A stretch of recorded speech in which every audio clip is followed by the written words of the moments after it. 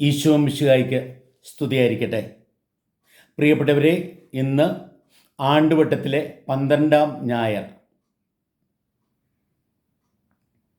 വിശ്വാസ രാഹിത്യം, ശിഷ്യന്മാരുടെ വിശ്വാസ രാഹിത്യത്തെ ചോദ്യം ചെയ്യുന്ന ഈശോയാണ് ഇന്നത്തെ സുവിശേഷത്തിൽ നമ്മൾ കാണുക.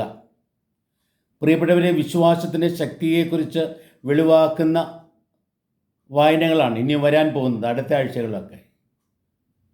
ശിഷ്യന്മാർ വിശ്വാസമില്ലാതെ നിലവിളിച്ചു. അവരെ വള്ളത്തിലായിരുന്നു, കർത്താവ് വള്ളത്തിൽ കിടന്ന് ഉറങ്ങുന്നുണ്ടായിരുന്നു. ഭയങ്കരം കൊടുങ്കാറ്റടിച്ചു. അവർ കടലിലൂടെ യാത്ര ചെയ്യുമ്പോൾ അവരെല്ലാം ഭയപ്പെട്ട് വിഹുലരായി അവർ ഉറങ്ങിക്കിടന്ന കർത്താവിനെ വിളിച്ചുണർത്തി. കർത്താവെ, അങ്ങ് ഗവനിക്കുന്നില്ലേ? ഞങ്ങൾ നശിക്കാൻ പോവാണേ. കർത്താവ് കൂടെയുണ്ടെന്നോ, അവിടുന്ന് ഉറങ്ങുകയാണെങ്കിലും തങ്ങളുടെ കൂടെയുണ്ട്. അവിടുന്ന് സർവശക്തനാണ്, കടലിനെ പോലും ശാന്തമാക്കാൻ കഴിവുള്ളവനാണ് എന്ന് വേണ്ടവണ്ണം ബോധപ്പെടാതെ അവർ നിലവിളിച്ചു. പ്രിയപ്പെട്ടവരെ, നമ്മൾ ഇന്നത്തെ ഒന്നാമത്തെ വായനയിൽ ജോബിൻ്റെ പുസ്തകത്തിൽ നിന്നാണ് വായിച്ചു കേട്ടത്. ജോബിൻ്റെ ജീവിതത്തിൽ ഒത്തിരി കൊടുങ്കാറ്റുകൾ ഉയർന്നു. രോതിൽ അദ്ദേഹം നീതിമാനായ മനുഷ്യനാണ്, ഒരു പാപം പോലും ചെയ്തിട്ടില്ല. ഇന്നും ദൈവത്തിൻ്റെ ഇഷ്ടമനുസരിച്ച് നീതിമാനായ അദ്ദേഹം ജീവിച്ചു. എന്നാൽ കർത്താവ് അനുവദിച്ചനുസരിച്ച് സാത്താൻ അദ്ദേഹത്തെ പരീക്ഷിച്ചു.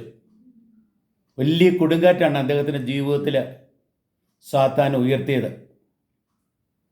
ജോബിൻ്റെ വസ്തുവകളെല്ലാം കള്ളന്മാർ അപഹരിച്ചു. മക്കളെല്ലാം അപകടത്തിൽപ്പെട്ട് മരിച്ചു. ശരീരത്തിൽ പോലും വ്രണം നിറഞ്ഞ് വലിയ രോഗിയായി മാറി. സ്വന്തം ഭാര്യ പോലും അദ്ദേഹത്തെ രൂപത്തിൽ കുറ്റപ്പെടുത്തുന്നവരായി മാറി. അങ്ങനെ ഒരു രൂപത്തിൽ ജീവിതത്തിൽ എല്ലാം തകർന്നു. ആ സമയത്ത് കൂട്ടുകാർ വന്നിട്ട് പറഞ്ഞു, നീ നീതിമാനാണെന്നൊക്കെ പറയുന്നു, പക്ഷേ സത്യത്തിൽ നീ അറിയാതെ ചെയ്തു പോയ തെറ്റുകളുണ്ട്, അതിൻ്റെ ഫലമാണ് നീ അനുഭവിക്കുന്നത് എന്നെല്ലാം പറഞ്ഞു. അവരും കർത്താവ് കടന്നു വന്നത് ഈ ജോബിനെ ആശ്വസിപ്പിക്കാൻ വേണ്ടിയാണ്. പക്ഷേ ജോബിന് അത് ആശ്വാസത്തിൻ്റെ വാക്കുകളായിരുന്നില്ല. അപ്പോൾ ജോബ് എന്ത് ചെയ്തു? ജോബ് ഒരു വിധത്തിൽ ദൈവത്തെ പോലും ചോദ്യം ചെയ്യുന്നവനായി മാറുക. അദ്ദേഹം പല ചോദ്യങ്ങളും ചോദിക്കും. ആ സമയത്ത് തൻ്റെ ചോദ്യങ്ങളിലൂടെ ജോബിന് ഉത്തരം നൽകുന്ന ദൈവത്തെയാണ് ഒന്നാമത്തെ വായന അവതരിപ്പിക്കുക. ആ ചോദ്യങ്ങളിലൂടെ ദൈവം ജോബിന് വെളിപ്പെടുത്തി കൊടുത്തു, ജോബേ, നിൻ്റെ ജീവിതത്തിൽ എന്തെല്ലാം തിരമാലകളുണ്ടായാലും ഞാൻ നിൻ്റെ കൂടെയുണ്ടല്ലോ. ഈ പ്രപഞ്ചത്തെ മുഴുവനും സൃഷ്ടിച്ചത് ഞാനല്ലേ. കടലിനെ അതിരിട്ട് നിയന്ത്രിക്കുന്നത് ഞാനല്ലേ. ഞാൻ നിൻ്റെ കൂടെയുണ്ടല്ലോ, നിനക്ക് വേണ്ടിയുണ്ടല്ലോ. ആ യാഥാർത്ഥ്യം വെളിപ്പെടുത്തുവാനാണ് കർത്താവ് ജോബിനെ ഒരു രൂപത്തിൽ ചോദ്യം ചെയ്യുന്നത്. നമ്മുടെ ജീവിതത്തിൽ നമുക്ക് മനസ്സിലാക്കാൻ സാധിക്കാത്ത ഒത്തിരി കാര്യങ്ങളുണ്ട്. ചില വിഷമതകൾ വരുമ്പോൾ നമ്മൾ ദൈവത്തെ പോലും ചോദ്യം ചെയ്തു എന്ന് വരാം. ദൈവമുണ്ടോ എന്ന് ചോദിച്ചു എന്നും വരാം. പ്രിയപ്പെട്ടവരെ, അവിടെയൊക്കെ നമ്മൾ എന്താ ബോധപ്പെടേണ്ടത് സർവശക്തനായ ദൈവം, എല്ലാത്തിനെയും സൃഷ്ടിച്ച് പരിപാലിക്കുന്ന ദൈവം നമ്മളെ സംരക്ഷിച്ചുകൊണ്ട് നമ്മുടെ കൂടെയുണ്ട്. ഏത് സാത്താൻ നമ്മളെ പ്രലോഭിപ്പിച്ചാലും നമ്മളെ പരാജയപ്പെടുത്താൻ ശ്രമിച്ചാലും ദൈവം കൂടെയുണ്ടെങ്കിൽ എന്തിനേയും അതിജീവിച്ച് മുന്നേറാൻ സാധിക്കും എന്ന് ഒരു വിധത്തിൽ ദൈവം ജോബിനെ വെളിപ്പെടുത്തി കൊടുക്കുക. പ്രിയപ്പെട്ടവരെ, ആ ജോബ് തൻ്റെ ജീവിതത്തിൽ കൊടുങ്കാറ്റ് അനുഭവിച്ചതുപോലെ കർത്താവിൻ്റെ ശിഷ്യന്മാർ, വള്ളത്തിൽ പോകുന്ന കർത്താവിൻ്റെ ശിഷ്യന്മാർ തിരുസഭയുടെ പ്രതീകമാണ്.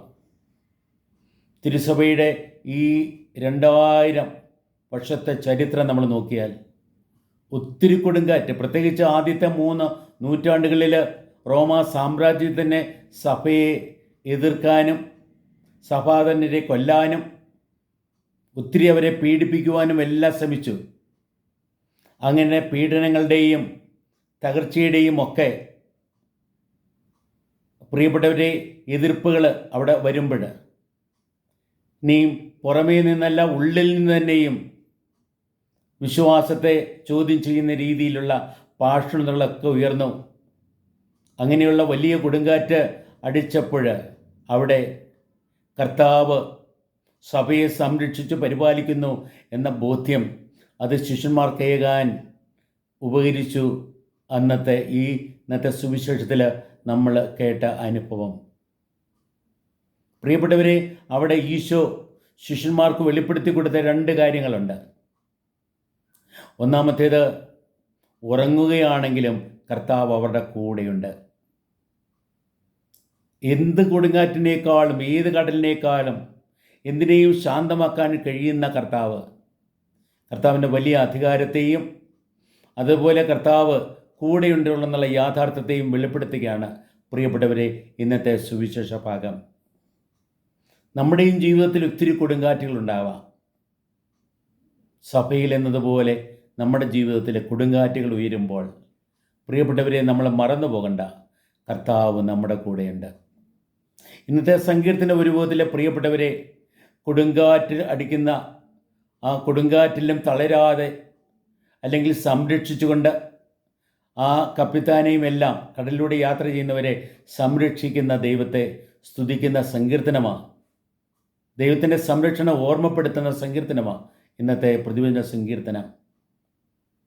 അങ്ങനെ ആ രീതിയിൽ പ്രിയപ്പെട്ടവരെ, ദൈവത്തിലുള്ള പൂർണ്ണമായ വിശ്വാസത്തോടെ നമ്മളെ ഒരിക്കലും കൈവിടാതെ നമ്മളെ സംരക്ഷിച്ച് പരിപാലിക്കുന്ന സർവശക്തനായ ദൈവം, കാറ്റിനെയും കടലിനെയും നിയന്ത്രിക്കാൻ കഴിയുന്ന ദൈവം, പ്രപഞ്ചത്തെ മുഴുവനും സൃഷ്ടിച്ച് പരിപാലിക്കുന്ന ദൈവം, അവിടുത്തെ അനന്തതയെ നമുക്ക് മനസ്സിലാക്കാൻ സാധിക്കുന്നില്ല. എന്നാൽ പോലും നമ്മൾ അവിടുന്ന് വിശ്വസിക്കുക, കർത്താവിൽ വിശ്വസിക്കുവാൻ നമ്മൾ തയ്യാറാകുമ്പോൾ പ്രിയപ്പെട്ടവരെ, ഇന്ന് 2ാമത്തെ വായനയിൽ പൗലോസ് അപ്പോസ്തലൻ ഓർമ്മപ്പെടുത്തുന്നത് പോലെ നമുക്ക് പുതിയ ജീവിതം ജീവിക്കുവാനായിട്ട് സാധിക്കും. ക്രിസ്തുവിലായിരിക്കുന്നവൻ ഒരു പുതിയ സൃഷ്ടിയാണ് എന്ന് പറഞ്ഞുകൊണ്ടാണ് 2ാമത്തെ വായന പൂർണ്ണമാകുന്നത്. അതിൻ്റെ തുടക്കം എന്താ? 14ാമത്തെ വാക്യത്തിൽ പ്രിയപ്പെട്ടവരെ, അവിടെ പൗലോസ് അപ്പോസ്തലൻ ഓർമ്മപ്പെടുത്തുക, കർത്താവിൻ്റെ സ്നേഹം ഞങ്ങളെ നിർബന്ധിക്കുന്നു. കർത്താവിൻ്റെ സ്നേഹം ഞങ്ങളെ നിർബന്ധിക്കുന്നു. നമുക്ക് വേണേൽ പറയാം, കർത്താവിൻ്റെ സ്നേഹം ഞങ്ങളെ ധൈര്യപ്പെടുത്തുന്നു. ഇന്നത്തെ ബൈബിൾ വായനയെല്ലാം നമ്മളെ ഓർമ്മപ്പെടുത്തുന്നത് വിശ്വാസത്തിൻ്റെ ആവശ്യകതയാണ്. ദൈവത്തിൽ വിശ്വസിക്കുക, ദൈവം കൂടെയുണ്ട് എന്ന് ബോധ്യപ്പെടുക. നമ്മളെ സംരക്ഷിച്ച് പരിപാലിക്കുന്ന സർവശക്തനായ ദൈവം, അവിടുന്ന് സർവശക്തനാണ്. എന്തിൻ്റെയും മേൽ, മരണത്തിൻ്റെ മേൽ പോലും വിജയം വരിച്ച് നമുക്ക് ജീവിതത്തിൽ എന്നും വിജയം തരുന്ന, സംരക്ഷണമേകുന്ന, നമ്മളെ സൃഷ്ടിച്ച് പരിപാലിക്കുന്ന ആ ദൈവം, ആ ദൈവത്തിലുള്ള വിശ്വാസത്തിൽ നമുക്ക് വളരാൻ പ്രിയപ്പെട്ടവരെ. നമ്മുടെ വിശ്വാസരാഹിത്യത്തെ പ്രിയപ്പെട്ടവരെ കർത്താവ് ചോദ്യം ചെയ്യാൻ ഇടവരാതിരിക്കട്ടെ. കർത്താവ് പറയും, നീ വിശ്വസിക്കുക, നിനക്കെല്ലാം സാധിക്കും. നീ വിശ്വസിക്കുക, നിനക്കെന്നും എൻ്റെ സംരക്ഷണമുണ്ടാകും. കർത്താവ് നമ്മെ സംരക്ഷിക്കട്ടെ, നമ്മളെ പരിപാലിക്കട്ടെ. ഈ ലോകമാകുന്ന സാഗരത്തിലൂടെ, ജീവിതമാകുന്ന വെള്ളത്തിൽ നമ്മൾ യാത്ര ചെയ്യുമ്പോൾ പ്രിയപ്പെട്ടവരെ, കർത്താവ് നമുക്ക് തരുന്ന ഡെസ്റ്റിനേഷൻ അക്കരെ എത്തുക എന്നുള്ളതാണ്. അത് സ്വർഗരാജ്യമാണ്. സ്വർഗരാജ്യത്തിലേക്ക് മുന്നേറുന്ന നമുക്ക് കർത്താവിൽ ധൈര്യപ്പെടാൻ, കർത്താവിൻ്റെ സ്നേഹത്തെ ബോധ്യപ്പെടാൻ, കർത്താവിൽ ആശ്രയിച്ച് മുന്നേറുവാൻ തയ്യാറാകാം. വ്യക്തി എന്ന രീതിയിൽ, കുടുംബം എന്ന രീതിയിൽ, കൂട്ടായ്മ എന്ന രീതിയിൽ, ഇടവക എന്ന രീതിയിൽ, സാർവത്രിക സഭ എന്ന രീതിയിൽ പ്രിയപ്പെട്ടവരെ നമുക്ക് മുന്നേറാം. അവിടെ ഒരു വിധത്തിൽ നമ്മളെ തന്നെ രക്ഷിക്കുക അല്ല, എല്ലാവരെയും, എല്ലാ മനുഷ്യരെയും രക്ഷിക്കാൻ വേണ്ടിയാണ് ഈശോ കടന്നു വന്നത്. അങ്ങനെ രക്ഷ ഏകുന്നവരായി, ഈശോയിലൂടെ വരുന്ന രക്ഷ വെളിപ്പെടുത്തുന്നവരായി, ആ രക്ഷയെ വിളംബരം ചെയ്യുന്നവരായി. അതാണല്ലോ സുവിശേഷം. കർത്താവിലൂടെ വന്ന രക്ഷനെക്കുറിച്ചുള്ള വാർത്ത, അതാണ് സുവിശേഷം. നിങ്ങൾക്കും രക്ഷയുണ്ട് എന്നുള്ള വാർത്ത ലോകത്തിന് ഏകിക്കൊണ്ട് പ്രിയപ്പെട്ടവരെ നമുക്ക് കർത്താവിൻ്റെ പ്രേക്ഷിതരായി ജീവിക്കാം. ദൈവം തൻ്റെ വിശ്വാസം കൊണ്ട്, തൻ്റെ സ്നേഹം കൊണ്ട്, തൻ്റെ ശക്തി കൊണ്ട് നമ്മെ നിറച്ച് അനുഗ്രഹിക്കട്ടെ, നമ്മളെ വഴി നടത്തട്ടെ, ലക്ഷ്യത്തിൽ എത്തിച്ചേരുവാൻ നമ്മെ അനുഗ്രഹിക്കുകയും